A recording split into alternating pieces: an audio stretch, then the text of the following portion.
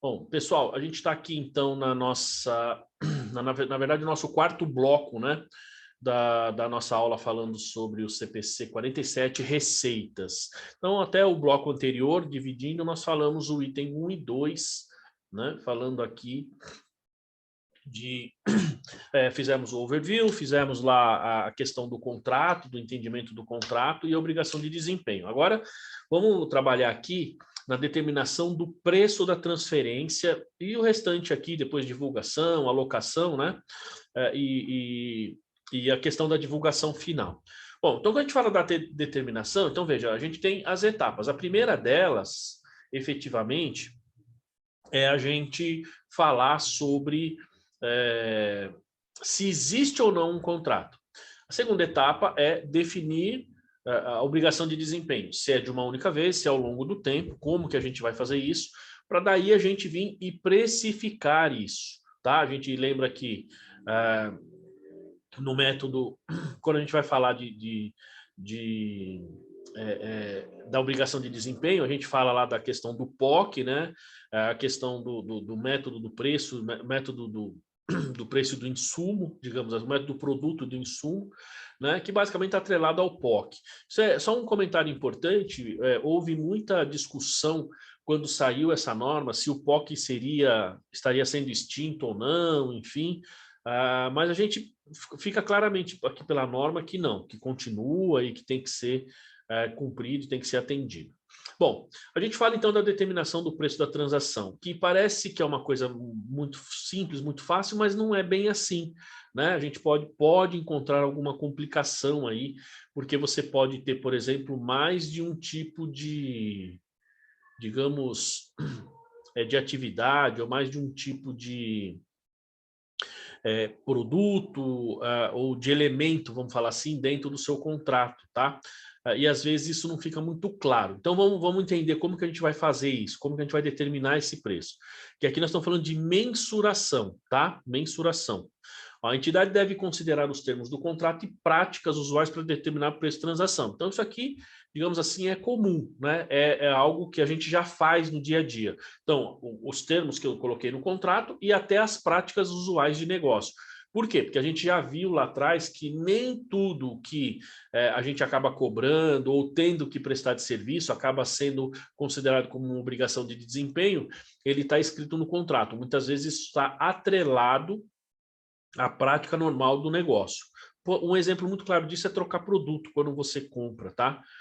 Ó, o preço da transação é o valor da contraprestação a qual a entidade espera ter direito em troca da transferência dos bens ou serviços prometidos ao cliente. Ó, excluindo quantias cobradas em nome de terceiros, por exemplo, alguns impostos sobre vendas, por isso que a gente tem aqui a chamada receita bruta e a receita líquida, tá? Porque, por exemplo, os impostos sobre vendas, eles são do governo, então não é da empresa. Então, a gente apresenta a demonstração de resultado a partir da receita líquida, justamente porque os tributos, eles fazem parte da arrecadação do governo. Eu simplesmente retiro isso do meu cliente, do meu consumidor e passo isso para o governo, tá? Então, ali a gente tem essa receita que é do governo, não é da empresa. Por isso que a gente parte, a nossa DRE, né, a gente demonstra a partir da receita líquida. Bom, e o preço da transação é o valor que eu quero receber, o valor que eu vou receber, aquilo que ficou acordado. A contraprestação prometida em contrato pode incluir valores fixos e variáveis ou ambos. Isso é uma coisa normal, é uma coisa comum que a gente tem, né? No Brasil, nos Estados Unidos, outros países nem tanto, mas aqui no Brasil isso é muito forte, principalmente para aumentar valor, né? Juros, enfim. Em outros países tem também, mas é feito até de uma forma diferente. Ó, a não ser no mundo islâmico, tá, pessoal? No mundo islâmico, por exemplo, não tem juros, tá? Cobrar juros é pecado. Então, você não tem essa remuneração, você não tem a cobrança de juros via de regra, tá? Se a contraprestação prometida no contrato incluir um valor variável, então a entidade deve estimar o valor dessa contraprestação, a qual a entidade terá direito em troca da transferência. Veja que nós estamos falando de valores variáveis, tá? Então, esses valores variáveis que a gente tem que fazer essa consideração aqui nessa formação do... Não é na formação do preço, tá, pessoal? Mas é no reconhecimento da receita. Ó, vamos lá. Então, a contraprestação variável, ó, restrição de estimativas dessas. Então, pode ter desconto, pode ter abatimento, restituição, pode ter crédito, concessão de preço, incentivo, bônus, né? Isso aqui é com a contraprestação variável e restrição de estimativas. A gente pode ter componente financeiro, que é, por exemplo, o ajuste a valor presente, que eu vou cobrar e vou receber daqui 1 ano, 2, 3 anos, e tenho ali que trazer a valor presente, tá? Eu tenho, deixa eu ver aqui, ó, se não pode cobrar juros, então lá não deve existir banco. Muito provavelmente tem banco mais para você guardar seu dinheiro, mas não é como aqui não, viu? Não é, Emerson, não é feito como no Brasil não, tá? O nosso sistema bancário, para você ter uma ideia, é o mais desenvolvido do mundo. Pessoal, não sei se vocês sabiam disso, mas ele é extremamente desenvolvido, é extremamente avançado, tá? Nos Estados Unidos, por exemplo, lá é feito tudo pelo correio. É o mais moderno, né, professor? Estava vendo isso aí, moderno. acho que anteontem estava vendo uma reportagem sobre isso. Interessantíssimo. Muita gente não sabe disso, né, Alex? Muita gente fala, o Brasil é atrasado, tal. Nos Estados Unidos tudo é pago pelo correio, então por isso que esse procedimento de, por exemplo, violar uma correspondência nos Estados Unidos, isso é crime federal. O auxílio emergencial deles chegava a cheque, aqui não, exatamente. você usava o aplicativo. É isso mesmo. É isso aí, por usava exemplo. O aplicativo, o Pix já transferia, estava gastando. Você vai, por exemplo, fazer o pagamento de uma determinada conta, você pega aquela conta, coloca o cheque, põe no correio e deixa lá, né? Imagina, aqui no Brasil, isso daí, né? Os caras alegam que, primeiro tem roubo de correspondência, os caras alegam que não receberam, lá nos Estados Unidos não, lá isso funciona muito bem. Agora, aqui no Brasil, essa questão do banco, de você pagar o boleto, pagar pela internet, pelo celular, nem todo país tem isso. Até porque, por exemplo, nos Estados Unidos, você tem bancos de uma agência só, lá é muito comum isso. Então, você tem um banco, por exemplo, numa cidadezinha, cara, é só aquela agência, o banco está ali, é só ali. Aqui não, aqui a gente consegue, você pega pelo menos os grandes bancos, você tem no mundo inteiro. No mundo islâmico, eu acho que tem banco sim, eu acho que tem, mas não é na mesma proporção e da mesma forma que é feito aqui. Seria mais para você guardar seu dinheiro, né? Enfim, fazer algum tipo de investimento, que a gente não pode assim, o cara está te devendo, você vai cobrar juros, né? Eu estou falando isso porque assim, eu sempre soube que você até pode cobrar juros, mas os juros não pode ser abusivo, tem que ser um juros baixo, mais pela remuneração. Lá não tem agiota? Não deve ter, não, com certeza não tem, com certeza não deve ter, né? E é uma cultura diferente, é realmente muito diferente. O muçulmano é realmente diferente. Por incrível que pareça, o pastor da nossa igreja sempre fala, eu já vi o muçulmano, se o cristão orasse igual o muçulmano, a gente estava bem. O muçulmano, ele reza 5 vezes por dia, né? Voltado para Meca, tal. Então, é bastante. Ele se ajoelha e onde ele estiver, ele faz a oração. Os cristãos não necessariamente. Mas assim, e outra, até a forma de negociar, tá? Por exemplo, a gente ouve muito falar do Irã, né? O Irã é isso, o Irã é aquilo, mas eu já ouvi várias reportagens, né? Já li pessoas que foram fazer turismo no Irã e simplesmente voltaram maravilhados. E as pessoas lá, eles costumam falar assim, fala no seu país que o Irã não é tão ruim quanto os Estados Unidos coloca, né? Quanto os Estados Unidos fica falando. E parece que não é mesmo. Tá? Lógico, os caras são rigorosos, tal, para quem é muçulmano, mas para quem é turista, não é igual o Talibã, tá? Não é igual o Estado Islâmico, mas no Irã, quando eles veem que você é turista, eles têm um pouco mais... Lógico que eles querem respeito, né? Pela religião, enfim, não vai entrar numa mesquita de bermudinha, shortinho, camisetinha regata, que aí também é falta de respeito. Né? Muita gente acha que esse tipo de coisa acontece só no mundo islâmico. Não, se você for para o Vaticano, por exemplo, se você tiver de bermuda, você não entra. Tá? Se tiver camisa regata, não entra. A gente foi para lá, minha esposa estava de bermuda, um calor lascado, teve que comprar um lenço bem grande, amarrar na cintura, tal, para cobrir as pernas, tal, e estava numa bermuda, não era nenhuma bermuda escandalosa, nada disso, uma bermuda que ia até o joelho, mas tinha que cobrir toda a perna, tem que cobrir o ombro, enfim. Então, ao redor do mundo tem bastante dessas coisas, tá? Que a gente entrou no Vaticano, é bem legal, fomos conhecer o museu, a Capela Sistina, né? Ver lá o afresco lá de Da Vinci, é muito legal. Enfim, então, o banco deve ter, mas não na mesma característica e condição que a gente tem aqui. Quando a gente fala esse negócio de ajuste a valor presente, por exemplo, só para vocês terem uma ideia, acho que eu já falei aqui mais de uma vez, a questão de juros compostos, puxa vida, no mundo nós temos aí em média 200 países, 200 e poucos países, no Brasil, são 4 ou 5 países que cobram juros compostos, e o Brasil é um deles. Entendeu? A maioria dos países é tudo juros simples. Você vai para os Estados Unidos, você vai para a Europa, você consegue fazer um financiamento, você consegue pagar um financiamento, tá? Porque é juros simples, a taxa de juros não é tão elevada. Aqui, além da taxa de juros ser extremamente elevada, é juros compostos. Então, quem ganha dinheiro aqui no Brasil é bancário, banqueiro. Bancário não, banqueiro, né? Banqueiro ganha dinheiro. E aí é muito difícil para a população de forma geral, né? Conseguir o seu financiamento, tal. Lá fora nossa, é outro patamar, é outro padrão realmente, né? Então essa existência de componente financeiro significativo tem bastante, né? Ajuste a valor presente, né? A gente tem até o CPC 12 que fala especificamente sobre isso.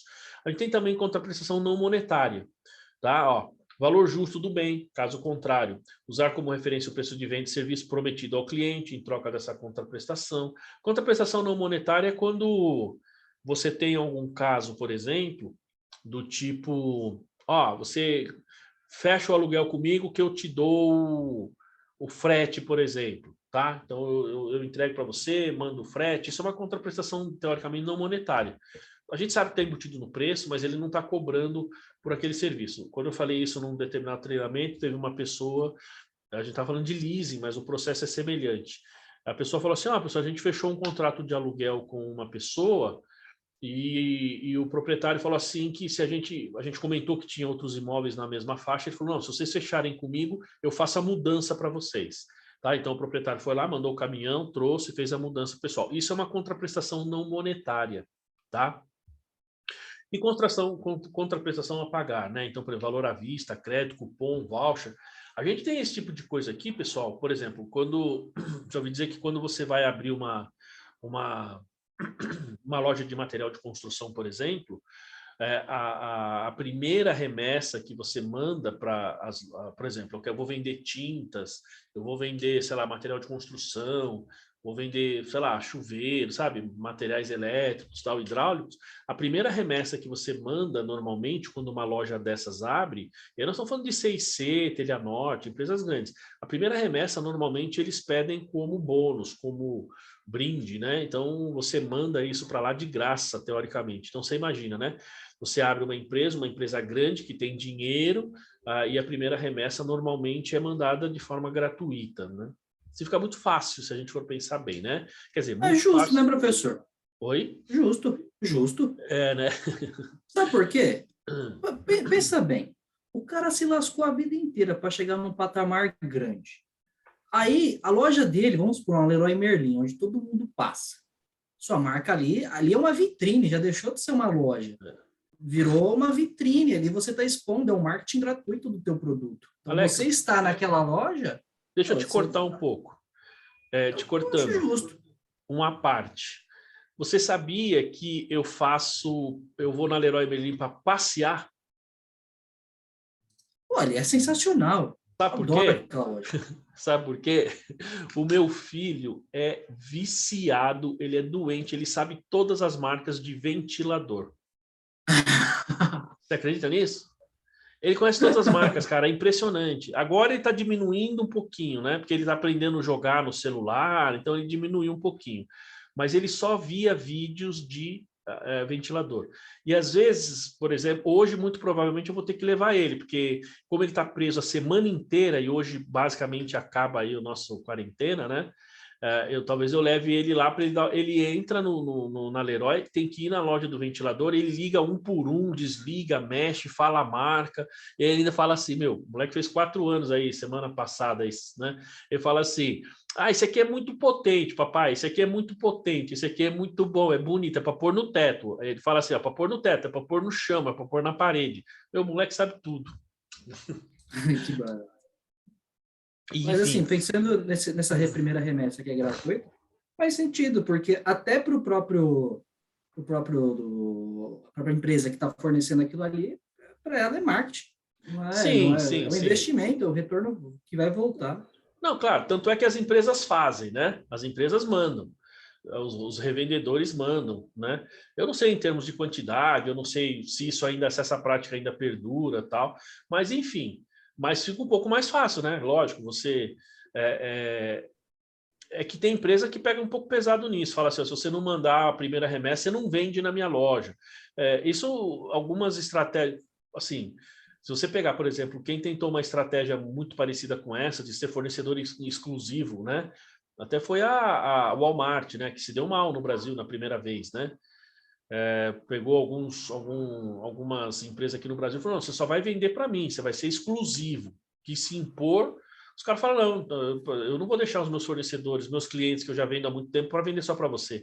Daqui amanhã você vai embora do Brasil e aí? Né? Quebrou a cara. Aí eles pararam, depois eles mudaram a política. Aí, enfim. Mas você vê que o Walmart não é algo aqui no Brasil como você tem fora, né? Por exemplo, quando eu fui para o México, eu fiquei primeiro na cidade do México e depois fiquei numa outra cidadezinha lá que eu esqueci o nome, que é 50 quilômetros de Cancún, né, para o sul, uma cidade bem bonitinha, né? E assim, a referência era o Walmart nesses dois lugares. Você vai para os Estados Unidos, a referência basicamente é o Walmart, né? Você tem, ele é muito forte. E nem falei Estados Unidos, né? Tô falando do México, porque na cidade do México a gente ficou, tinha lá sei lá, de 5 a 10 quadras mais ou menos. Eu falava, não, você vai comprar? Vai lá comprar no Walmart. Nessa outra cidadezinha que era menor, a gente perguntava qualquer coisa que comprava, onde você compra? A gente perguntou de pimenta, perguntou num restaurante, tem essa pimenta? Falou, não, a gente compra no Walmart. Você tem uma ideia, o restaurante compra o produto no Walmart. Não é como aqui que você vai direto no distribuidor, enfim, nos atacadistas. Lá tem menos, lá é o Walmart. Mas esse tipo de estratégia que eles usaram no Brasil não funcionou. As casas de material de construção utilizam. E esse critério que é utilizado são esses bônus, são essas coisas aí, né? Que eles vão ter que dar aí como... Normalmente acho que vai mais como bônus, né?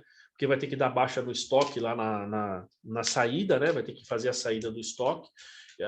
E muita gente acaba não gostando muito, mas tem que fazer, como você falou.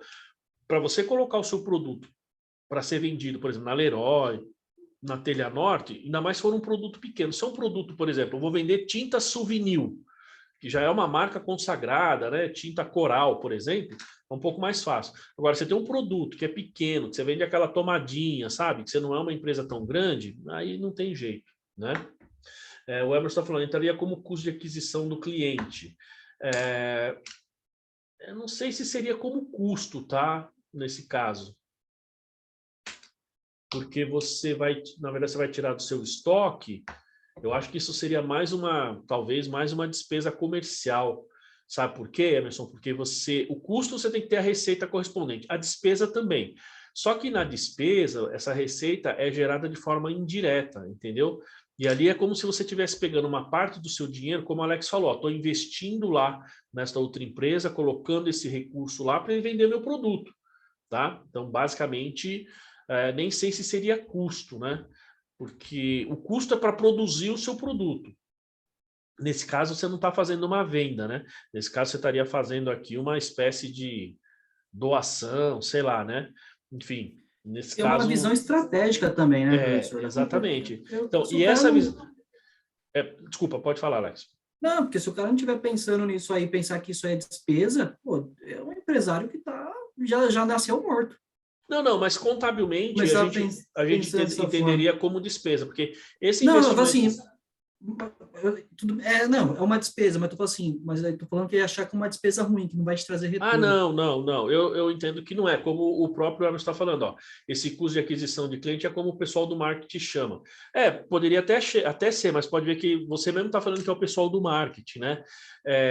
Não é que como o Alex falou, não é uma despesa ruim, porque você está fazendo um investimento.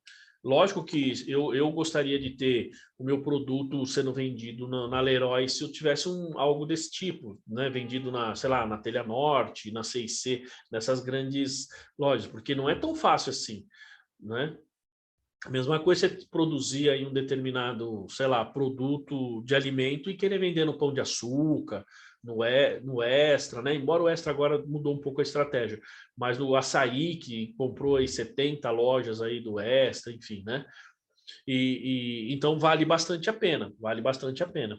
Tanto é que, por exemplo, esses hipermercados, por exemplo, eles também têm uma estratégia de que basicamente eles não compram mais. Você pode reparar que muitas vezes você vai numa loja dessa, por exemplo, a Danone, por exemplo, ela manda os iogurtes lá, ela coloca lá, ela manda o repositor dela, a Danone que controla aqueles vencimentos, ela só cede, o supermercado só cede o espaço para eles colocarem aquele produto. Tá? Por quê? Porque aí o Extra, isso era uma estratégia do Extra.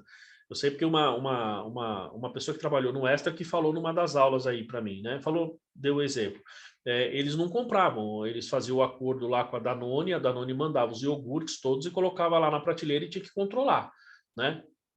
Então, em tese, ele pagava uma parte lá para como se fosse, digamos assim, em tese, o aluguel do, do espaço para expor. Que, se a gente for pensar bem, é assim, todo mundo quer ganhar, né? E aí, nós estamos falando de país capitalista, né? Não tem jeito, todo mundo quer ganhar. E aí o pessoal usa diversas estratégias. E essas estratégias geram essas diferenças que a gente tem aqui nessas contraprestações ou nesses preços variáveis. E aí, nesse caso, pessoal, a gente tem que pensar como nós vamos atribuir, digamos assim, o preço aí dessa contraprestação variável, porque isso vai fazer diferença. Ele dá dois métodos aqui para a gente, que é o método do valor esperado e o método do valor mais provável. Isso aqui não é uma coisa tão comum que a gente vê no dia a dia, mas acontece, tá? A gente deveria fazer esse reconhecimento aqui. Pelo menos dos clientes que eu vejo, as empresas que eu passei, a gente não tem muito. Mas provavelmente empresa varejista, empresa que tenha muitos produtos aí, cai nisso aqui. Quer ver? Ó? Então, a entidade deve estimar o valor dessa contraprestação variável utilizando qualquer dos métodos a seguir, o esperado ou o mais provável, né? Dependendo de por qual método a entidade espera, melhor prever o valor da contraprestação. Por quê? Porque quando eu tenho meu preço fixo determinado, eu não preciso pensar nisso, tá? Se eu vou vender um produto, o produto é aquele preço, eu consigo determinar o preço daquele produto, daquela negociação, isso fica fácil. Quando a gente tem qualquer um desse tipo de contraprestação variável aqui, aí a gente pode cair nessa questão de ter esses dois métodos, né? Ó, o valor esperado, então, o valor esperado é a soma de valores ponderados em função da probabilidade de uma gama de possíveis valores de contraprestação. Ó, o valor esperado pode ser uma estimativa apropriada. Ó, pode ver que ele fala uma estimativa. Ó, o valor esperado pode ser uma estimativa apropriada do valor da contraprestação variável se a entidade tiver grande número de contratos com características similares. Então, assim, você vende para um determinado segmento, você tem bastante cliente, né? Revendedores, tal, enfim. Não para o cliente final, tá, pessoal? Para o cliente final não tem... Enfim, pode até acontecer, mas é que nós, basicamente, é difícil a gente entender isso aqui. Eu, pelo menos, tenho um pouco de dificuldade, sou bem sincero com vocês, pelo seguinte, porque a gente está muito acostumado, né? Quando eu falo ter dificuldade, é assim, nós somos muito acostumados a falar assim, puxa, eu tenho esse produto, por exemplo, a Darlene, ela vende lá madeira, então ela sabe o tipo de madeira e o valor que vai vender aquela madeira. Não sei se é por metro, não sei se é por peso, se é por tipo de árvore, não sei. Vamos vender aqui essa tora aqui, né? Vende aquela a madeira sem cortar nada, né? Enfim, sem, digamos, fatiar, né? Nas chapas, né? Por metro quadrado, é isso aí. É verdade, é metro quadrado. Então, vou vender tantos metros quadrados. Então, eu tenho certeza que a Darlene já sabe quanto é o metro quadrado, dependendo do tipo de árvore. Se todas forem o mesmo tipo, né? Basicamente, ela com certeza já sabe o valor. Muito bem. A questão é que como que a gente muda esse processo de reconhecimento, né? Por isso que eu falo que muitas vezes isso para nós fica meio difícil entender, porque quando você faz aqui assim, ó, você fala assim, ó, então o valor esperado é a soma de valores ponderados, tá? Que você tem ou que você espera, qual a probabilidade de você receber, tá? Ó, então o valor esperado é uma estimativa apropriada. Veja que ele diz que é uma estimativa. Ó, se a entidade tiver um grande número de contratos com características similares. E o mais provável Esse aqui é mais comum da gente ver, tá, pessoal? O mais provável. Vocês vão ver aqui, eu tenho um quadrinho que mostra isso. O valor mais provável, ó, é o valor único mais provável de uma gama de possíveis valores de contraprestação, ou seja, o resultado único mais provável do contrato. O valor mais provável pode ser uma estimativa apropriada do valor, né, quando tem contraprestação variável, se o contrato tiver apenas dois possíveis resultados. Ó, eu tenho A ou B, eu só posso vender por A ou por B. Tá? Então, consequentemente, eu usaria o valor mais provável. Ó, então, vamos lá. Aqui o método do valor esperado ele vai dar um exemplo. Ó. Consiste no somatório dos montantes possíveis de receber, ponderados pelas respectivas probabilidades. Então, ó, o preço contratual de determinado produto é de R$ 99,00. Então, se eu fosse vender, numa situação comum, seria R$ 99,00.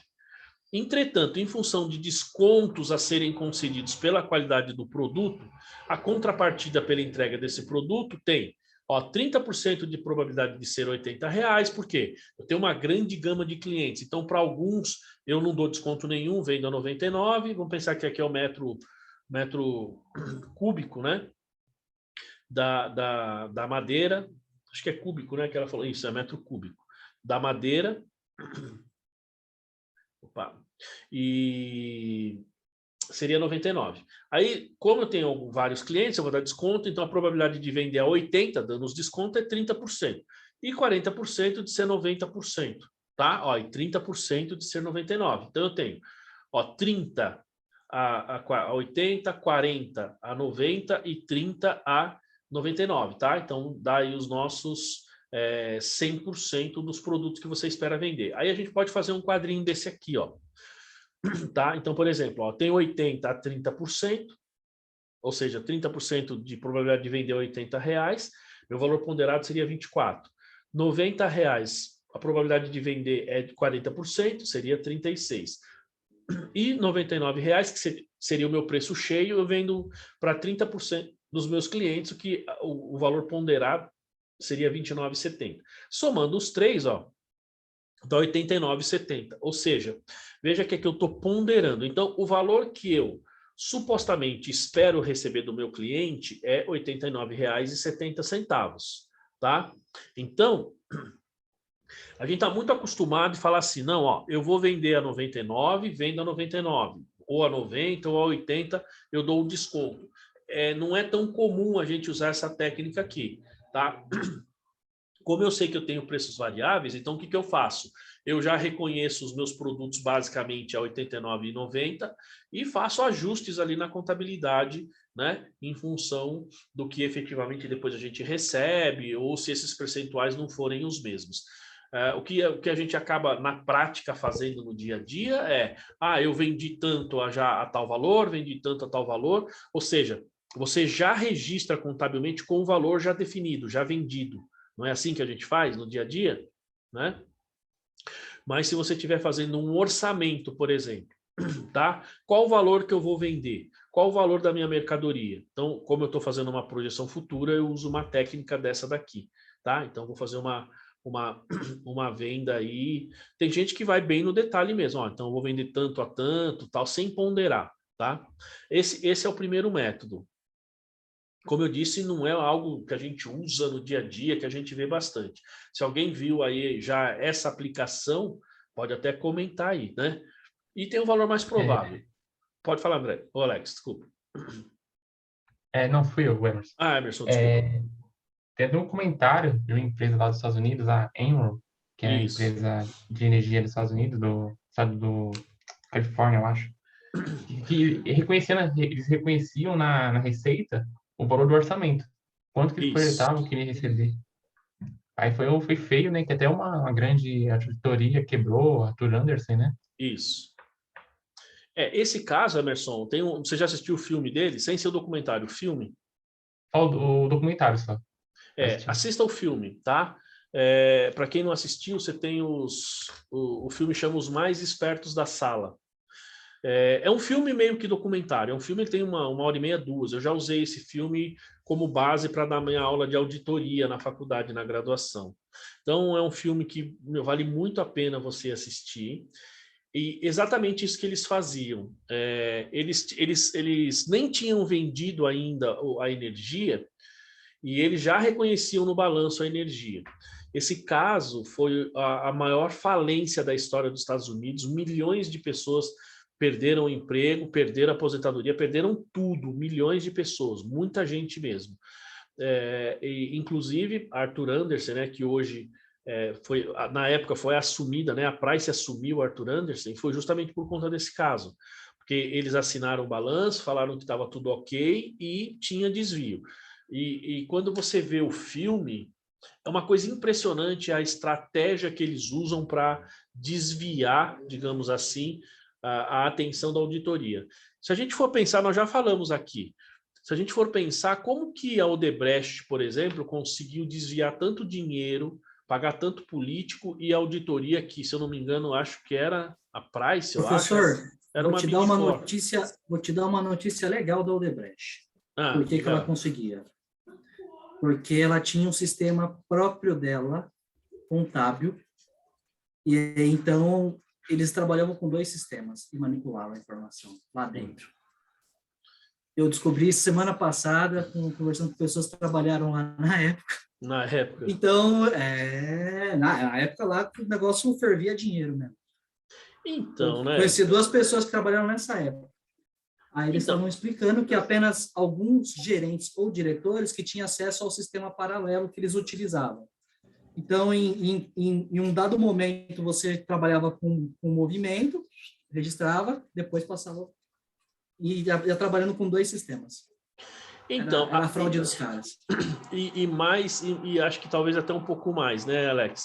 Mas uma coisa que chama atenção é assim, quer dizer, se o cara, o Odebrecht lá, acho que é Marcelo Odebrecht, ele falou, eu não sei se ele está preso ainda, mas ele falou que pagava propina para as pessoas. E aí você tem um monte de anulação de todos os processos, né? Para você ver como a questão é política, né? É uma questão política, porque... E o mais legal, que esse rapaz aí, o que foi preso, o Odebrecht, todo mundo achava ele o cara mais simples da empresa, porque ele andava com o celular mais velho que tinha, falando toda hora. Só que o celular era para não ser rastreado. É fogo, né? Bom. Enfim. Complicado. Outra coisa que eles faziam também bastante, Alex, é a mesma coisa que a Enron fazia também. Por exemplo, eles criavam operações com empresas que eram limitadas do próprio grupo, que teoricamente, ou ainda de repente não tinha... assim, que fugia da auditoria, tá? Ele ficava fora do escopo da auditoria. E aí não precisava auditar, então muitas dessas operações também eram feitas com essas outras empresas. A Enron fazia muito isso. A Enron criou milhares de empresas. O grupo era uma coisa impressionante. Tem uma cena, Emerson, que mostra um quadro, uma espécie de lousa, com a ligação entre as controladoras e as controladas. É uma coisa impressionante a quantidade de empresas que eles abriram, que eles cuidavam, justamente com essa finalidade. Como o Alex falou, aí você tem um sistema paralelo, tá? Que ninguém tem acesso. Você tem outras empresas que não estão sendo auditadas, a auditoria não pega nunca, porque os caras fazem por amostragem. O que ele checa, o que ele analisa, bate, tem documento, tem assinatura, acabou, não vai pegar nunca, não tem como, né? Enfim. E aí tem outro método, tá? Então esse aqui é o método do valor mais provável, tá? Uma empresa varejista de roupas, então, celebrou no final, um determinado mês, 100 contratos de venda, pelo qual transferiu para seus clientes 100 peças. Então, vendi 100 unidades, vendi 100 peças de vestuário, recebendo à vista R$60, tá? Por peça transferida. Então, essa entidade também concede aos seus clientes o direito de devolução de peças não usadas no prazo de 30 dias. Eu falei agora há pouco no bloco anterior sobre devolução, né? Que faz parte da rotina que tem que ser considerada no preço. 30 dias após a compra e o reembolso do valor pago pelo cliente, caso decida devolver a peça. Tá? Então, ele fez uma venda de 100 peças, R$60 cada peça. Ele vendeu essas 100. E ele tem o direito, ele dá o direito ao funcionário de trocar depois de 30 dias. Tá? A empresa estima que 97% das vendas não serão devolvidas. A margem de venda é de 50%. Ou seja, o lucro, né, é de 50%. Então, o custo da venda é 50% do valor da venda. Então, para cada unidade vendida de 60, você tem um custo de R$30. E, veja, ele tem uma estimativa de que 97% das vendas que são feitas não são devolvidas. Esse critério aqui, pessoal, é bem utilizado, tá? Isso aqui é bastante utilizado. Esse aqui, sim, as empresas usam bastante para fazer o reconhecimento aí. Olha como ficaria aqui, então, ó. Eu recebi R$6.000, certo? Por ter feito a venda. Então, entrou no meu caixa R$6.000. Ó, eu recebi das vendas, então, receita de vendas, 5.820, tá? Claro que não precisa ser contabilizado assim. Eu posso ter lá, ó, caixa 6.000, receita de vendas 6.000. E aí eu tenho uma conta redutora daquilo que a gente chama de passivo pela obrigação do reembolso de 180, tá? De 180. E, ó, ativo pela recuperação é o 90, tá? Por quê? Veja só, eu tive um custo aqui de que é 50%, vai dar os 3.000, só que eu tenho uma obrigação de devolver aqui ainda R$180, que dá os 3%, e 50% dos 3% é os 90, tá? Que é a minha margem de lucro, desculpa, a minha margem entre custo e venda. Então, olha, a contabilização básica seria essa daqui, né? Debito caixa 6.000, credito receita de vendas pelo valor líquido que eu vou receber, e o outro eu reconheço um passivo. E claro, né, eu tenho que fazer aqui o retorno do custo da mercadoria da vendida. Isso fica até quando? Até o momento em que essa venda se concretiza, tá? Então, aqui, olha só que a gente tem que tomar um pouco de cuidado, né? Porque eu tenho a emissão da nota fiscal de venda de 6.000, eu vou ter o ICMS, que eu vou reconhecer o ICMS, aí no meu entendimento, nesse caso, foi feita uma venda de 6.000, eu entreguei essa mercadoria no valor de 6.000, muita gente questiona, e aí, eu reconheço a receita como 5.800, como a gente viu, ou pelo 6.000? O que vocês acham? Vejam que essa contabilização, ela está falando que é pelos 5.800. Por que é pelos 5.800? Porque 3%, dependendo da minha estimativa, eu espero receber, eu espero devolver essa mercadoria. Então, isso vai entrar como devolução. Na prática, muita gente faz assim, eu lanço lá os 6.000, e aí eu não crio nenhuma PCLD, porque aqui eu teria que ter uma PSLD, na verdade, né? Ou criar uma conta redutora, tá? Porque é mais ou menos o que você vai devolver para o cliente, e isso é o que deveria ser feito. Mas muita gente não faz. O que as pessoas fazem? Lançam o valor cheio, se houver devolução, eu lanço essa devolução. Eu lanço naquela conta de devolução e devolvo o dinheiro para a pessoa, ou vai para outro tipo de conta, porque pode ser custo também, né? Porque eu posso devolver o dinheiro, eu posso vender mais, enfim. Mas aqui é quando nós estamos fazendo uma estimativa, tá?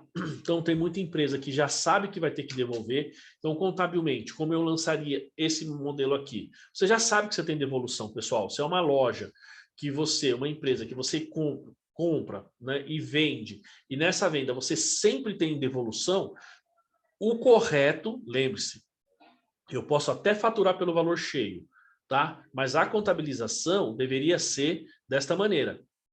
Eu vou lançar aqui, ó, vamos ver o quadrinho, fica melhor. Eu vou lançar uma receita, eu faria da seguinte maneira, lançaria uma receita de R$6.000, débito de caixa, crédito de receita de 6.000, lançaria aqui, ó, credito passivo 180 e debito conta redutora lá, né?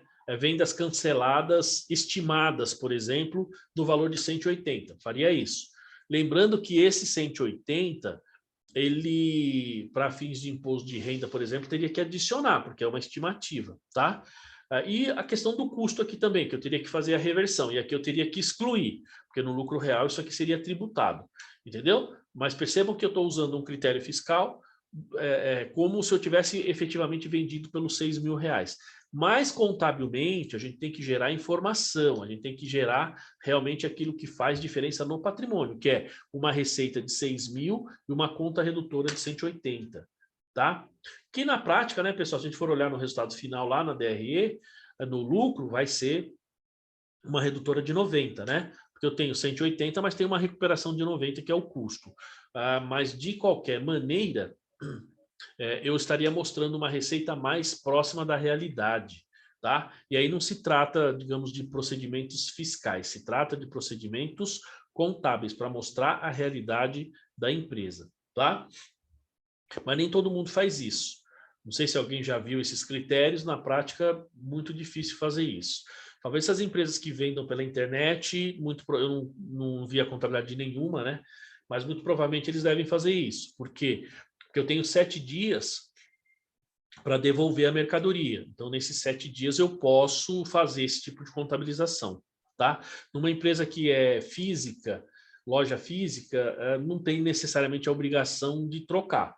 Mas, por prática de mercado, acaba trocando. Então, mas a grande maioria de loja física não faz essa estimativa. A grande maioria, quando o cliente vai trocar, que ele dá baixa como cancelamento de vendas, né? Ou devolução, enfim. E como troca, muitas vezes você não vai ter, digamos, devolução, né? Porque a pessoa está pegando um produto, levando o outro, e de qualquer forma o custo continua, tá? Essa é a prática, né, pessoal? Não sei se vocês têm algum comentário, mas essa é a prática. Ó, então ela tem que aplicar, se ela definir um desses critérios, para essas questões variáveis, uma forma consistente ao longo do tempo de todo o contrato, ao estimar o efeito da incerteza, ou seja, dessa parte variável. Por isso que a gente usa esse método. Se você não tem essa incerteza, você vai continuar contabilizando a receita do jeito que a gente está acostumado. O meu produto, meu serviço custa 1.000, eu vendo por 1.000, recebo 1.000 e acabou. Se eu não receber 1.000, faço lá a minha PCLD e não tem problema. Isso aqui é com o efeito da incerteza. Porque se eu tenho aquelas variáveis e eu tenho esse efeito, eu preciso demonstrar esse efeito no meu balanço, tá? Ó, sobre o valor da contraprestação variável, ao qual a entidade tem direito. Eu preciso escolher um dos dois métodos e ser consistente. Ó, a entidade deve considerar todas as informações, passado, presente e futuro, para fazer esse tipo de estimativa, ó, que estejam razoavelmente disponíveis e deve identificar um número razoável de possíveis valores para a contraprestação. Preciso fazer as estimativas considerando o que eu tenho hoje e o que ocorreu já comigo no passado, tá? Ó, as informações que a entidade utiliza para estimar esse valor normalmente são similares às informações que a administração utilizaria no seu processo de planejamento, seu processo de tomar decisão. Tá? Não adianta eu lá na contabilidade usar um processo, usar um critério e a administração está tomando decisão com base em outro critério totalmente diferente. Isso não seria adequado, tá? E aí a gente cria o passivo de restituição. O que é o passivo de restituição? Tá vendo que ele tem aqui, ó? Passivo pela obrigação de reembolso. Então essas empresas aí que têm muitas vezes esses critérios de ou melhor, essas vendas online, elas têm muitas vezes esses passivos de restituição, tá? Que é o quê? A entidade deve reconhecer um passivo de restituição naquele segundo método aqui. Qual que é o método aqui, ó? Esse aqui é o método, sempre esqueço o nome. É o valor mais provável, tá? Ó, se receber contraprestação do cliente, espera restituir a totalidade ou parte dessa contraprestação do cliente, ou seja, eu já crio um passivo de restituição se eu sei que eu vou ter que devolver alguma parte. Então, as empresas, por exemplo, que fazem venda online, elas têm que ter uma estimativa confiável do valor das devoluções que ela tem. Claro, isso vem do histórico, né? E claro que eles também fazem estimativas futuras. Então, eu já preciso criar esse passivo de restituição. Olha, ele deve ser mensurado pelo valor da contraprestação recebida, ou a receber, em relação a qual a entidade não espera ter direito, ou seja, valores não incluídos no preço da transação, tá? Então, é um valor que você fez, você vendeu, mas ele fala o valor não incluído na transação é porque você sabe que aquilo vai ser devolvido para você. Tá? O passivo de restituição, então, deve ser atualizado ao final de cada período de relatório para refletir as alterações nas circunstâncias. Para contabilizar o passivo de restituição, com direito a retorno, a entidade deve aplicar a orientação nos itens B20 a B27, que ele vai basicamente ele vai detalhar um pouco mais esse quadrinho que a gente montou aqui, tá, pessoal? É isso que está nesses itens B20 a B27 aí. Tá? Tudo bem até aí, pessoal? Tranquilo? Então, veja, defino o contrato, vejo a minha obrigação de desempenho e vou mensurar o valor da receita. Vejam que, claro, eu vou mensurar o valor a partir da minha venda, mas se eu tiver itens variáveis, eles fazem parte, eu preciso considerar isso no preço, e se tiver variáveis, dependendo do tipo de variável, a minha receita vai ser diferente. E aqui, gente, neste caso, eu estou dizendo que a receita pode ser diferente, não no sentido do faturamento, tá? É no sentido contábil. Porque, por exemplo, se eu vendi R$60 cada uma, eu vou ser tributado em R$60 cada uma. Tá? Posso ter ali um passivo de restituição, uma conta redutora? Sim, mas se eu tiver no lucro real, isso vai interferir no meu lucro ou prejuízo e automaticamente na base de cálculo do imposto eu preciso fazer minha adição e exclusão. Se é no lucro presumido, como eu tributo o total do faturamento, então isso vai depender, não vai interferir no resultado final, quer dizer, eu não preciso fazer ajuste. Tá bom? Professor, Diga. eu não fiquei com dúvida com essa parte do passivo de restituição. Seria então uma PCLD?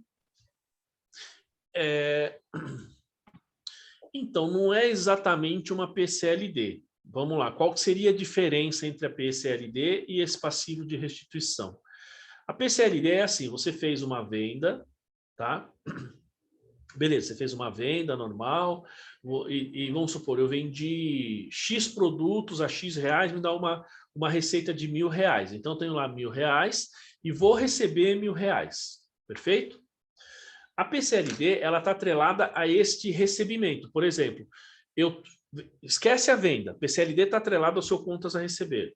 Então, eu tenho X valor no meu contas a receber que eu não vou receber. Entende? Então, eu constituo uma PCLD baseado no meu contas a receber.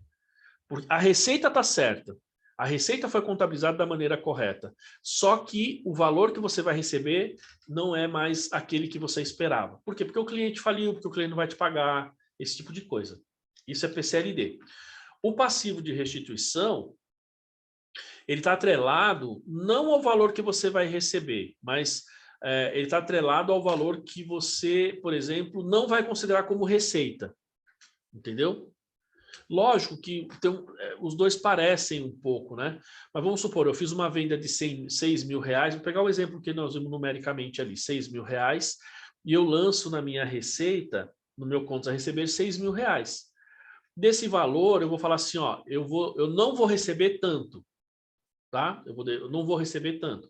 Então, você reconhece, mas perceba que quando você faz a PCLD, você mexe no custo da mercadoria, você mexe no estoque? Não, você simplesmente mexe no seu contas a receber. É uma conta redutora que está atrelada ao contas a receber, não é isso?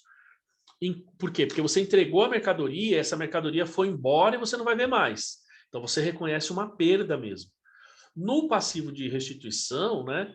O que a gente faz? Olha, eu vendi R$3.000, tá? Mas desses R$3.000, sei lá, uma estimativa, né? Vai lá, 10% das minhas vendas, R$300, o cara vai vir trocar. Esse produto ele vai trocar. Entendeu? Ele vai trocar. Então, se ele vem trocar, pode ser que ele me devolva essa mercadoria. Então, o que essas empresas fazem? Pega uma empresa que vende, você pega a Amazon, por exemplo, vende X produtos. As pessoas têm 7 dias para poder devolver essa mercadoria, independentemente de qualquer coisa, tá? Eu não preciso nem justificar. Eu mando, eu quero meu dinheiro de volta, eles têm que te dar. Enfim, eu tenho esse prazo de 7 dias. Então, o que essas empresas fazem? Elas fazem assim, ó, eu reconheço 100% da minha receita, tá? Veja que não está atrelado a contas a receber, ele está atrelado a você não reconhecer a receita. Porque no caso do PDD, do PCLD, você reconheceu a receita e não vai receber. Neste caso, você não vai nem reconhecer a receita. Porque eu reconheci uma receita, por exemplo, de 3.000, só que R$300, pela minha estimativa, eu já sei que as pessoas vão me devolver. Então, qual que é a sua receita? 2.700. Entende? Então, eu crio uma receita de 3.000 no total, como contabilização, e um passivo de devolução, um passivo de restituição de 300. E aí eu tiro do meu contas a receber. Quando você faz, contas a receber não, desculpa, da minha receita bruta. Quando você faz isso, a sua receita líquida, ela vai mostrar a realidade da receita que você tem.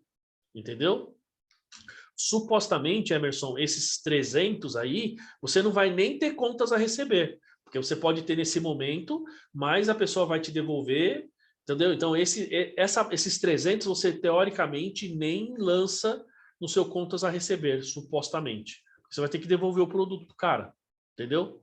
Não sei se ficou claro a diferença. Aí ficou claro. Aí quando concluir a operação, você baixa o contas a pagar, ou, desculpe, você baixa o passivo de restituição. Exatamente, é isso mesmo. Né? Aí você fala, mas por que não é um PCLD? Porque, nesse caso, eu tenho a questão do custo que eu vou ter que devolver, porque nós estamos trabalhando, claro que isso tem particularidades, tá? Você precisa analisar bem o negócio que você está, o tipo de serviço que você está prestando, o tipo de mercadoria, se a gente está falando de troca ou se a gente está falando de devolução efetiva. Claro que precisa de uma análise mais detalhada do negócio ou do produto e do serviço que você está fazendo. Tá? Não adianta simplesmente falar assim, não, simplesmente 3% das pessoas devolvem, mas elas devolvem, elas trocam, elas cancelam a venda, entende? Então, precisa detalhar um pouco mais isso. Mas, via de regra, nessa situação, eu vou lançar como passivo de devolução. Nem cria o PCLD, porque você já sabe que aquilo você não vai receber no momento da venda, ou seja, você já nem reconhece essa receita. Essa seria aí a diferença entre esses dois critérios, tá? Entendi. Bom, agora a gente tem a alocação do preço, que também às vezes não fica muito claro. Isso aqui, o processo é simples, ó, tem... não, até que tem bastante aqui slide. Acho que é o outro que é um slide só.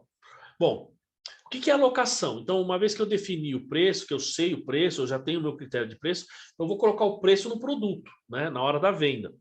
Ó, então, se o contrato possuir uma única obrigação de desempenho, ou seja, pego, entrego e é uma só, não há que se falar em alocação, certo? Eu não preciso pensar em qual o valor que eu vou alocar a esse produto. Eu não tenho que pensar nisso, porque aquele produto que eu estou vendendo já é o preço dele e acabou, tá? Não preciso pensar. Quando a gente fala em alocação, nós estamos falando quando você tem mais de um produto, ou você tem produto e serviço dentro do mesmo preço. O preço é único para mais de um produto. Ó. O objetivo ao alocar o preço da transação é que a entidade aloque o preço a cada obrigação de desempenho. Tá vendo? Ó? A cada obrigação de desempenho, bem ou serviço distinto. Então, fala pelo valor que reflita o valor da contraprestação a qual a entidade teria direito em troca da transferência dos bens ou serviços, tá? Então ele fala, alocar o preço você tem mais de um produto ou serviço, como é que eu vou colocar isso lá?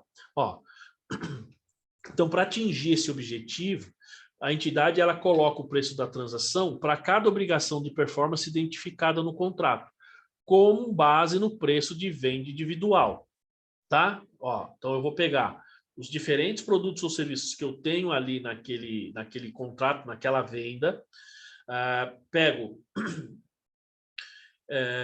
eu vou dar um exemplo para vocês entenderem. Deixa eu ver só o que ele fala aqui. Ó. Aqui, preço com base individual. Isso aqui, só para vocês entenderem, seria assim. Você vai lá no McDonald's e compra um lanche e uma Coca-Cola. Tá? Você compra um lanche e uma Coca-Cola e uma batata. Se você comprar o preço individualmente, você vai pagar, sei lá, R$50, R$40, que seja. Tá? Se você comprar o combo, você vai pagar 28, você vai pagar 38. Normalmente, acho que o preço até é esse daí mesmo. Você comprar individualmente, você vai pagar 40, 50. Se você comprar junto no combo, você paga 38. Agora eu te pergunto, como que individualmente é 50 e o combo é 38? Então, é justamente essa diferença, porque eu estou pegando os preços individuais, tá? Eu estou pegando com base, como ele fala ali no slide, com base nos preços individuais, eu vou fazer uma proporção para alocar o preço em cada produto. Porque a gente tem que lembrar o seguinte, na hora que o McDonald's vende um hambúrguer, se eu vender o hambúrguer individual, o preço vai sair X lá na maquininha. Se eu vender o combo, o preço sai Y, tá certo?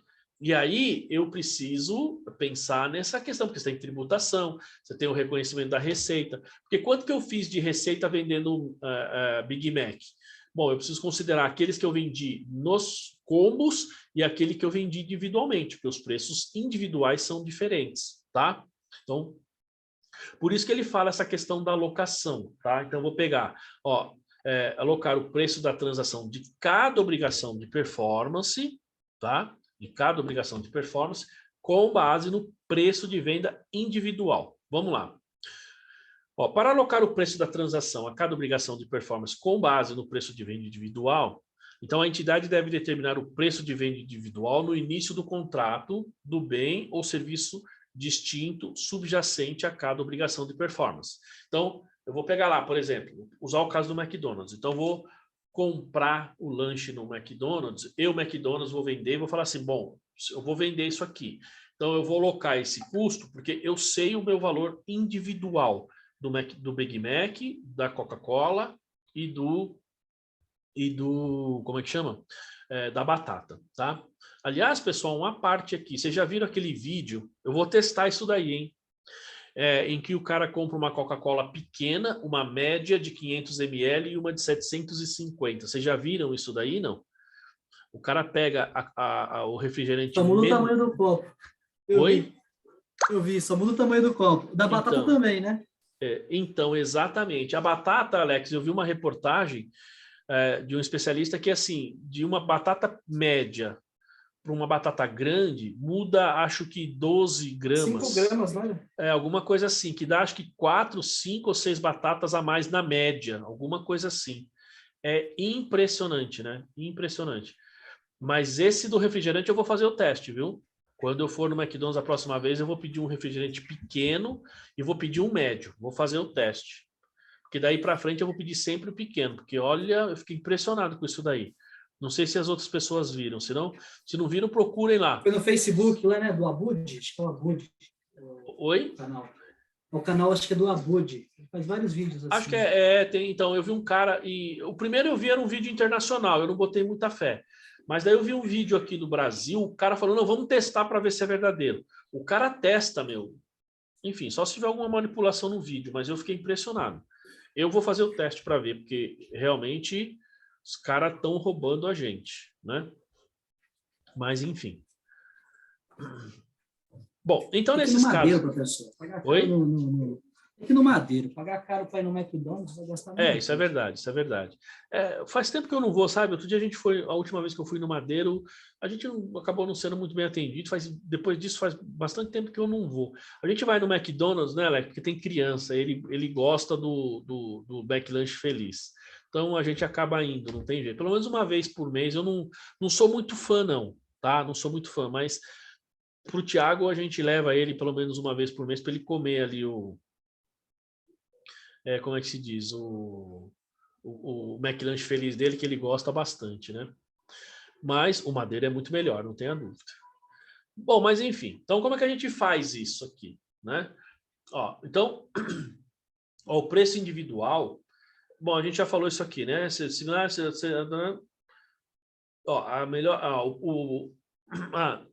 Eu tinha parado aqui subjacente cada obrigação, né, de performance no contrato. Então, ele deve alocar o preço da transação proporcionalmente a esses preços de vendas individuais. Tá? Então, na verdade, por exemplo, eu vou pegar o preço do meu McDonald's, do meu Big Mac, do meu refrigerante e da minha batata, tá? O combo. Vou pegar os valores individuais. Eu vou somar os três. Vamos fazer uma proporção aqui. Vamos supor que os três dê R$100. Então, eu tenho R$50 do Big Mac, eu tenho, sei lá, R$30 da batata e R$20 do refrigerante. O total dos três individualmente me dá R$100, tá? E aí, vou chutar aqui o número só para ficar mais fácil a proporção. O combo sai R$50, o combo sai pela metade, tá? O combo sai pela metade. Qual que é o valor do Big Mac? Bom, ele individualmente representa 50% do preço cheio. Então, como o meu valor custa R$50 o combo, aquele Big Mac no combo, eu vou ter uma receita de R$25, porque é 50% do valor cheio. O outro vai ser 30%, né? E o outro vai ser 20%, tá? E eu vou fazer isso de forma proporcional. Não sei se ficou claro, pessoal. Eu vou pegar os valores individuais, somo todos. E depois eu vou pegar os valores proporcional dentro do novo preço, dentro do combo. Isso é muito comum. Você pega a Luciana que vai lá comprar lá no mercado, lá vai comprar lá o shampoo e o condicionador. Se você comprar individualmente, o valor é mais caro. Se você comprar junto, né, fica mais barato. E aí, como é que, por exemplo, a empresa que produz o shampoo e o condicionador, como é que ela reconhece aquela receita? Eu não posso reconhecer a receita daquele produto pensando no produto cheio, no valor cheio, não dá. Né? Como sei no supermercado, você ter uma Coca-Cola custa lá R$8, 7, R$8, né? Uma de 2 litros, mais ou menos. Aí você compra lá aquele que vem uma Coca-Cola e uma Fanta, por exemplo, ele vende a R$12. Percebe? Individualmente os dois daria 15, 16, mas junto eles dão R$12, 11, R$12. Percebe? Então, qual que é o preço que a Coca-Cola vai ter da receita daquele produto, daquela Coca-Cola e daquela Fanta? O valor vai ser menor. Né? O valor vai ser menor. E daí eu preciso reconhecer desta forma, fazer essa proporção. Por isso que a gente tem essa parte de alocação do preço de transferência. Desculpa, do preço da transação. Tá? Ó, o preço é o preço de venda individual, então é o preço pelo qual a entidade venderia o bem ou serviço separadamente. Né? É o valor que ele vende individualmente. A melhor evidência do preço é o preço observável do bem ou serviço quando a entidade vende esse bem ou serviço separadamente. Ou seja, é aquilo que ela coloca como venda e o valor seria normal ali, sem qualquer tipo de benefício para o cliente. Ó, o preço contratualmente declarado ou o preço de tabela do bem ou serviço pode ser, mas não se deve presumir que seja o preço de venda individual desse bem ou serviço. Tá? Então, ficou claro, pessoal? Quando a gente vai fazer essa alocação em base individual, eu vou pegar todos os meus produtos, vejo individualmente o preço deles, somos, vejo a proporção, e quando eu vendo em conjunto, um combo que seja, eu vou fazer esse preço diferenciado, tá? Ó, métodos adequados para estimar o preço de venda individual de bem ou serviço inclui, entre outros, os seguintes. Gente, aqui, esses métodos aqui, basicamente, a gente nem acaba se preocupando muito com isso, mas ó, tem abordagem de avaliação de mercado ajustada. Ó, a entidade pode avaliar o mercado no qual vende bem esses preços e esses produtos ou serviços, estimar o preço que o cliente nesse mercado seria disposto a pagar por esses bens e serviços. Só que ele fala para você usar esses métodos, essas abordagens, quando você não sabe diretamente o preço que seria, porque isso aqui está atrelado à formação do preço, tá? Ó, essa abordagem pode incluir também consultar os preços dos concorrentes da entidade para bens ou serviços similares a esses preços, conforme necessário, para refletir o custo e a margem da entidade. Abordagem do custo esperado mais margem, tá? Isso aqui a gente chama de cost plus margin. Ó, a entidade pode prever os seus custos esperados para satisfazer a obrigação de performance, então adicionar uma margem apropriada, tá? Bom, esse custo mais margem, pessoal, eu já usei bastante isso aqui. Nessa empresa de tecnologia que eu falei para vocês, nós tínhamos alguns daqueles projetos, a gente não conseguia medir por POC, então a gente usava o custo mais margem, que era o seguinte, por exemplo, a gente mensurava o custo, tá? O custo dava lá... Aí não era POC, tá, gente? É assim, então eu ia lá e mensurava quanto que eu medi, quanto que eu tive de custo naquele produto. Bom, eu tive X de mão de obra e X de matéria-prima de mercadoria que foram colocados lá no cliente. Então, ele falava assim, ó, a mercadoria era 1,5, a mão de obra era 2,0.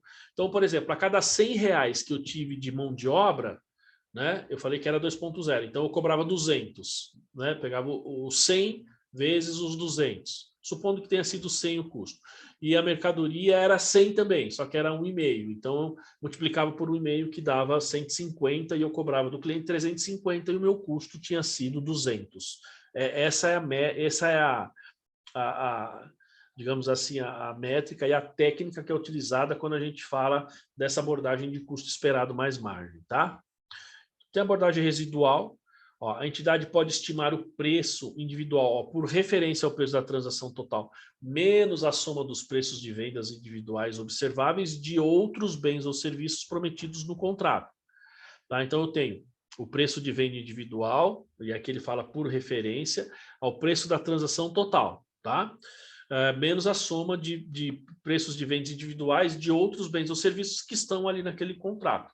Então, eu vou fazer essa estimativa que eu tinha explicado para vocês, mas vou diminuir o preço de outros produtos ou serviços que fazem parte daquele contrato. Então, imagina a complicação que é quando você vende esses produtos, digamos, misturados aí, né? Você vende esses combos, ou dependendo do seu contrato, que você tem vários itens dentro de um contrato só. Eu estou dando exemplo de comércio, mas você pode ter uma indústria ou uma empresa que está prestando um serviço, lá você tem a mão de obra, você tem, por exemplo, vou fazer produto A, serviço B, isso aqui dá um trabalhinho para fazer, dá um trabalho considerável, tá? Bom, contudo, a entidade pode usar uma abordagem residual para estimar o preço de venda individual de bem ou serviço somente se for atendido um dos seguintes critérios. Então, para usar essa abordagem residual, tem que atender um ou outro aqui. A entidade deve vender o mesmo bem ou serviço a diferentes clientes ao mesmo tempo ou aproximadamente ao mesmo tempo, ó, por ampla gama de valores. Ou seja, o preço de venda é altamente variável, porque o preço de venda individual representativo não pode ser discernido de transações passadas ou de evidências observáveis. Eu vendo para um monte de cliente, num pequeno espaço de tempo, não pode ser um espaço muito longo, e os preços são muito variados. Então, um preço isso aqui é muito prestação de serviço, tá? Então, por exemplo, eu vou fazer uma consultoria para a empresa do Alex, que é uma empresa desorganizada, eu vou cobrar X. Eu vou prestar na empresa do Emerson, que é uma empresa mais organizada, eu vou cobrar Y. É o mesmo serviço, tá? Então, perceba que isso acontece muito, porque você tem as diferentes empresas e os diferentes tipos de prestação de serviço e a complexidade de cada... O serviço é o mesmo, mas a complexidade que você tem de informação de dados é diferente. Consequentemente, você vai ter preços diferentes e aí essa técnica de formação aqui de abordagem residual é a mais vantajosa. Ou a entidade ainda não estabeleceu o preço para esse bem ou serviço e o bem ou serviço não foi vendido anteriormente de forma individual. Certo? Então, você cria lá um pacote, você sempre vende na forma de pacote e nunca vendeu de forma individual. Consequentemente, essa técnica seria a mais considerada, aí, né? A melhor. Para finalizar, pessoal, a gente está faltando um pouquinho para finalizar, primeiro é reconhecer a receita. Uma vez que você identificou o contrato, que você sabe o que você tem que entregar, você sabe a obrigação de desempenho, você sabe, você definiu o preço, o valor, e você alocou o preço, é reconhecer a receita. Basicamente, a gente poderia pensar numa tabelinha, numa sequência como essa daqui. Então, porque basicamente a gente está pensando na transferência de controle. Ó. O cliente recebe os benefícios com o desempenho e não é preciso que outra pessoa reexecute o desempenho. Então, isso acontece? Sim, ao longo do tempo, que é o que a gente falou. Eu vou prestando esse serviço, ele vai recebendo os benefícios, o desempenho, e ninguém precisa refazer aquilo. Então, significa receita ao longo do tempo. Ó, não é assim. Então, tem que ver aqui. Ó. Cria, melhora um ativo que o cliente controla. Por exemplo, casa em terreno. Lembra que eu dei exemplo de construtora? Sim, então é ao longo do tempo, porque à medida que eu vou construindo, o cliente vai controlando esse ativo, eu vou contabilizando a receita, reconhecendo a receita pelo POC. Não é assim. Tá? Então eu preciso ver, ó, não cria um ativo com uso alternativo. Ou seja, lembra que eu vou criando um ativo, crio em etapas, mas aquilo não serve para nada. Eu não tenho uso alternativo para aquilo durante a construção dele até que esteja pronto. E um direito de pagamento pelo trabalho é realizado até o momento. Então, por exemplo, um relatório de auditoria é feito dessa forma, então é ao longo do tempo. Não é feito dessa forma, não atende nenhuma dessas três caixinhas pretas, significa que eu vou reconhecer a receita no momento específico. Tá? Basicamente, pessoal, a gente tem isso daí. Consequentemente, para reconhecer essas receitas, a gente tem um custo do contrato, que a gente não tem como fugir, porque nós estamos falando de competência, né? Então, a gente tem o custo incremental para a obtenção do contrato, que é aquele gasto a mais que a gente tem para negociar, para fechar, né? Ó, então, a entidade deve reconhecer como ativo. Olha só, interessante isso aqui. Os custos incrementais para a obtenção do contrato com o cliente, se a entidade espera recuperar esses custos. Sabe aquela coisa, ó, você faz um orçamento comigo. Se você fechar o orçamento, a gente abate do valor do serviço. Se não fechar, você me pagou o orçamento. É exatamente essa situação, tá? Então, isso é um custo incremental. Ele só existe porque você foi fazer ali um orçamento e tal. Se isso vai ser reembolsado depois, né? Aí a gente tem aqui, vamos ver as situações, ó. Se reconhecer, então eu reconheço como ativo, se a entidade espera recuperar esses custos. Se não vou recuperar esses custos, consequentemente, vai para resultado direto. O custo incremental para a obtenção do contrato são aqueles que a entidade incorre para obter o contrato em que ela não teria incorrido caso não fechasse o contrato, se o contrato não tivesse sido obtido. Por exemplo, a comissão de venda, às vezes a gente tem um gasto adicional com algum consultor, às vezes está um contrato, digamos, bastante grande, você precisa contratar um consultor para desempenhar ali para você algumas coisas, né? Por exemplo, você vai fazer um financiamento na Caixa, às vezes você contrata um consultor, isso é custo incremental, que surge pelo contrato, tá? Custo para cumprir o contrato. Então, aqui é custo para você poder manter e desempenhar o contrato aí, né? Não sei se poderia entrar a bonificação aqui, Emerson, vamos ver, né? Acho que até poderia, tá? Acho que até poderia. O conceito seria muito próximo, até que você colocou bem aqui. Por quê? Porque eu quero vender numa determinada loja, usando o exemplo do Alex, quero vender na Leroy, para mim é uma grife, acho que é importante para o meu produto, vou colocar lá. Então eu vou mando aqueles produtos que estão para mim com bonificação. A questão é, eu vou recuperar aqueles produtos? Eu vou recuperar esse custo? Não. Eu vou recuperar como depois o meu produto está lá, eu vou conseguir vender, vou ganhar dinheiro. Mas aqueles que eu enviei, embora seja bonificação, por isso que eu falei, você tinha perguntado, seria custo tal? Não, não é custo, porque ele vai entrar aqui como despesa, ele vai entrar como um gasto incremental do contrato, porque é importante e muitas vezes necessário eu mandar esses produtos para que ele venda o meu produto naquela loja. E aí ele cabe sim, essas bonificações cabem sim efetivamente nesse conceito de custo incremental para obtenção do contrato, tá?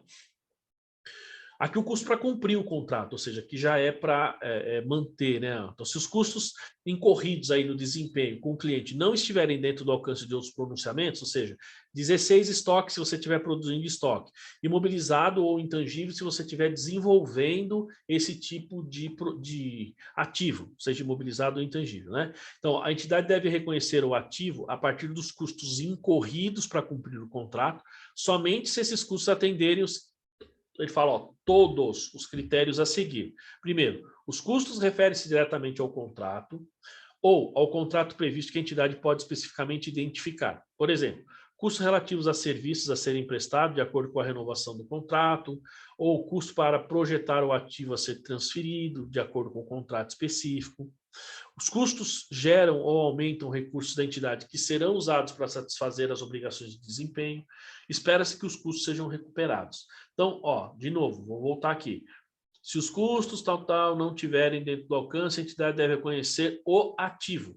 Ou seja, eu preciso desses itens aqui, vou lançar como ativo. Em alguns casos, pessoal, isso aqui vai funcionar assim. Você tem alguns gastos iniciais, você vai lançar como ativo, e à medida que você vai cumprindo o contrato, esses custos eles vão sendo amortizados, eles vão indo para resultado, muitas vezes vão ser incorporados ao custo daquilo que você está prestando de serviço, né? Você vai ter a receita, evidentemente, mas a contrapartida, aqui nós estamos falando da contrapartida, tá? Ou seja, da parte do custo, né? O confronto entre a receita e a despesa. Então, eu vou ter minha receita lá de venda, automaticamente eu vou ter que, no custo da minha prestação de serviço, esses valores aqui, que inicialmente eu incorri, aqui a gente poderia entender assim, ó, você incorreu antecipadamente com algum custo, algum gasto que você teria no futuro, tá? Que você que vai fazer parte do desenvolvimento do cumprimento do contrato. Então, depois, à medida que você cumpre o contrato, ele vai entrando lá no custo de serviços prestados. Basicamente, é isso que ele está dizendo aqui, desde que atenda esses 3 itens aqui, tá? E aí, ó, como que eu vou ter a minha amortização e redução ao valor recuperável aqui, ó? O ativo reconhecido, de acordo com o item 91, que são esses itens aqui, tá, pessoal?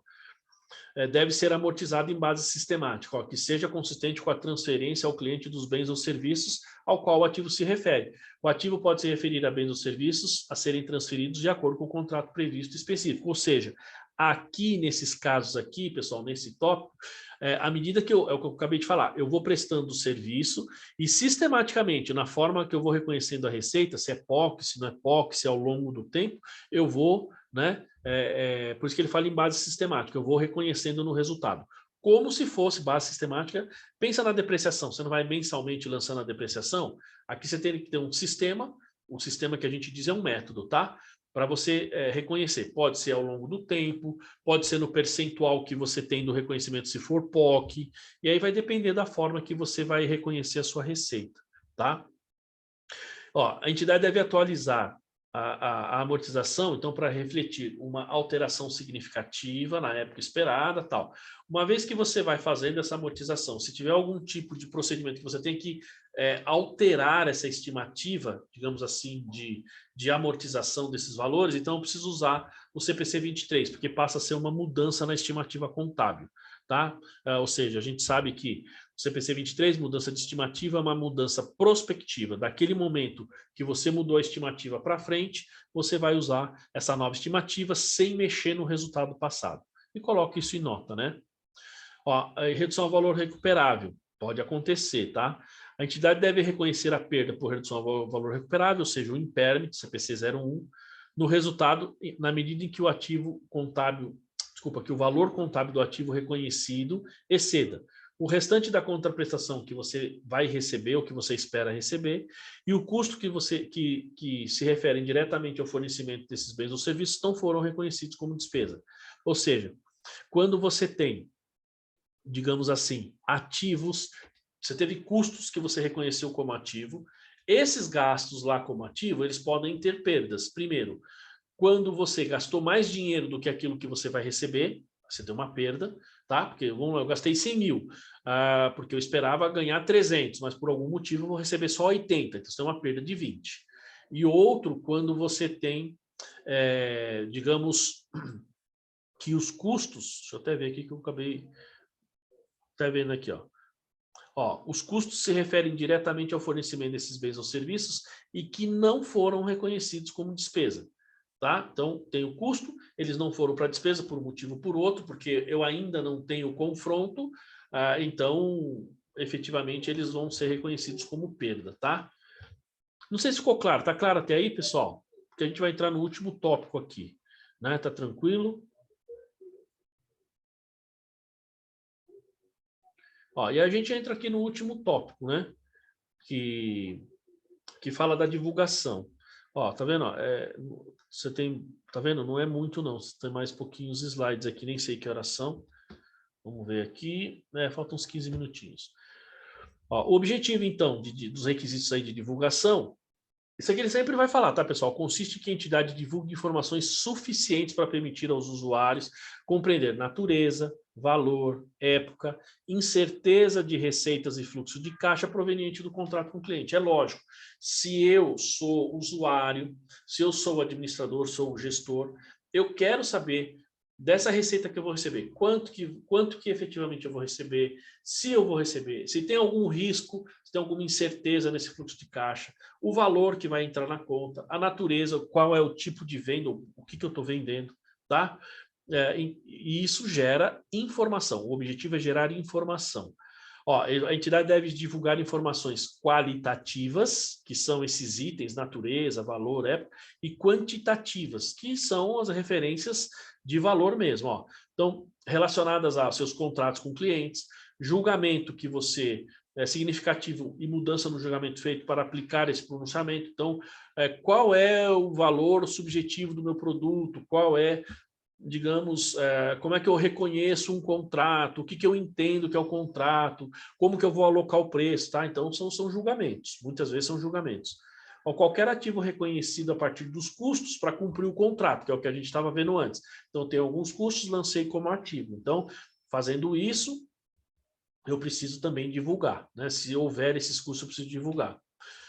Eu devo considerar o nível de detalhe necessário para atingir o objetivo de divulgação, ou seja, qual é o nível de detalhamento que eu vou utilizar nessa divulgação para que fique claro para o usuário, né? Seja o gestor, o investidor, terceiros, até, sei lá, usuários, né? De forma geral, bancos, aí, fornecedores, que eles possam entender detalhadamente a minha receita.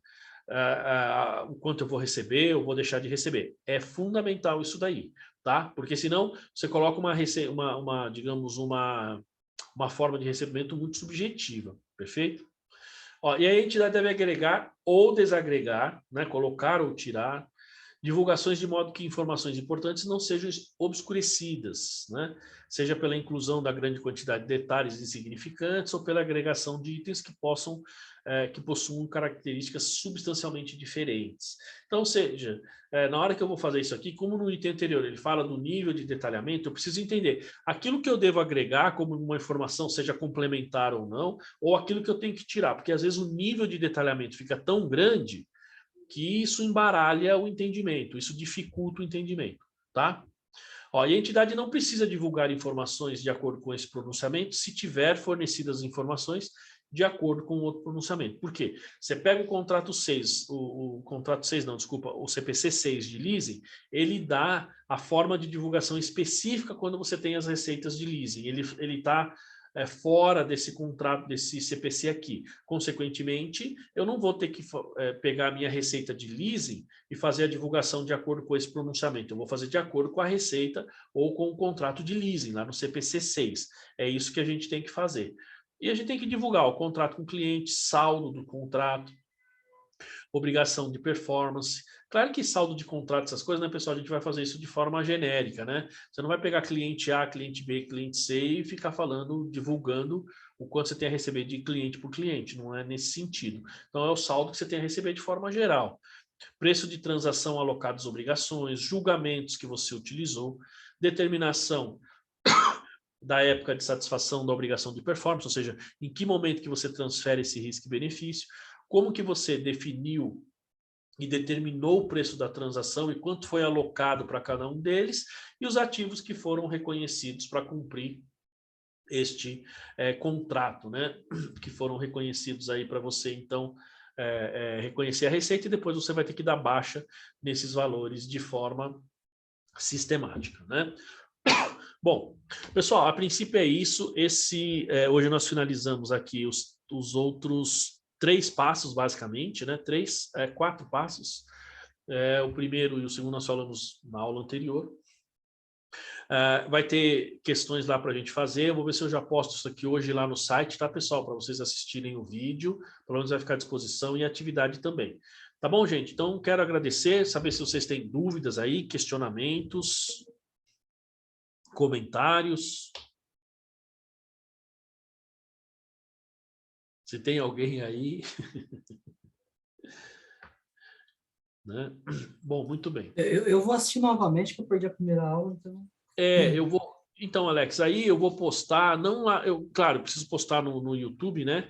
Porque aí eu vou fazer o link no nosso site. Seria interessante você se matricular lá no site, tá? O site está em andamento, estou desenvolvendo, só que agora a gente está usando a plataforma Moodle, que é uma plataforma acadêmica mesmo, né? É verdade, Darlene, você também não estava. Então, hoje, eu vou, ainda hoje, durante agora, na parte da tarde, eu vou fazer essa postagem, tá? Vou postar o vídeo. Como eu disse, não tem o material lá ainda, mas este aqui, por exemplo, como finalizou, esse aqui eu vou postar. Ou seja, os slides, embora eu já tenha mandado para vocês, mas ele vai estar lá no site. E os 4 vídeos, tá certo? 2 da semana passada, da última aula, e os 2 de hoje. Então vai ter lá vídeo número 1, vídeo número 2, vídeo número 3 e vídeo número 4, tá bom? Mas vocês têm que entrar no site e se matricular, vocês têm que entrar como usuário, e não como visitante, como a Luciana fez. Luciana, como você entrou como visitante, entra lá e faz a sua inscrição de novo, se não me engano. Se você não conseguir, você me avisa, me manda um zap, que eu mudo, eu mudo lá o seu, como é que diz, o seu cadastro. Eu vou tentar mudar direto para estudante. Na verdade, vocês vão entrar como estudante, não como visitante, tá? O visitante, pessoal, você só coloca o seu e-mail e uma senha. Quando você cria o usuário, né, Emerson, você tem que colocar o seu nome, colocar alguns dados a mais, não é assim? Isso. Totalmente informações. Então aí fica lá como estudante, e aí vocês vão ter acesso não só a esse curso, mas todos os outros, inclusive ao material. Tá bom, pessoal?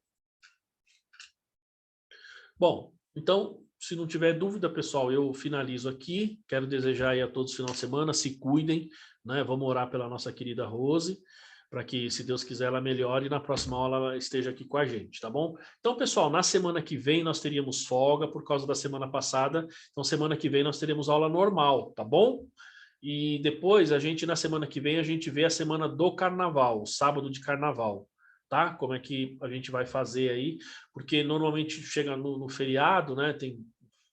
Começa feriadão, gente viaja, então a gente vê se a gente mantém ou não. Tá bom, pessoal? Mas então semana que vem a aula normal, beleza? Pode ser? Beleza, toca o barco.